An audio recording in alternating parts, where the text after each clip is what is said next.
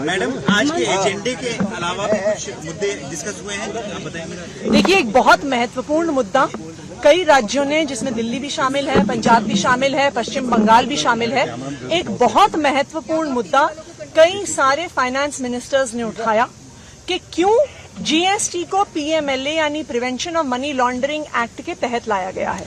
7 जुलाई को एक notification issue होता है जिससे पूरे जीएसटी के नेटवर्क को, जीएसटीएन को, पूरी जीएसटी की व्यवस्था को prevention of money laundering act के तहत लेके आया जाता है। इसका क्या मतलब है?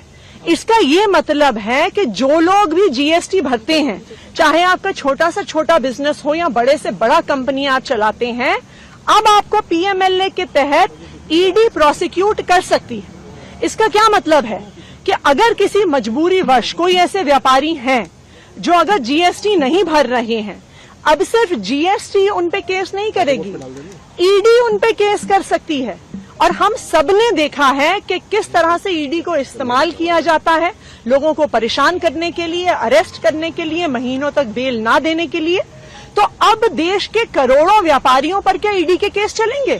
जो व्यापारी हैं, जो बिजनेसेस हैं, जो व्यापारी हैं और जो बिजनेसेस हैं, क्या वो इकोनॉमी को बढ़ाएंगे या क्या वो अब अपने आप को ईडी के प्रोसिक्यूशन से, पीएमएलए में प्रोसिक्यूशन से बचाएंगे?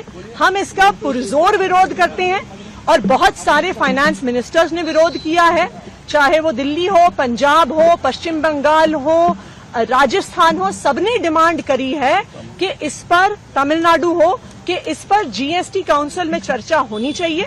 लेकिन तीखी बहस के बावजूद तक केंद्र सरकार और जो वित्त मंत्री निर्मला सीतारमण जी हैं, इस पे चर्चा करने के लिए भी तैयार नहीं है।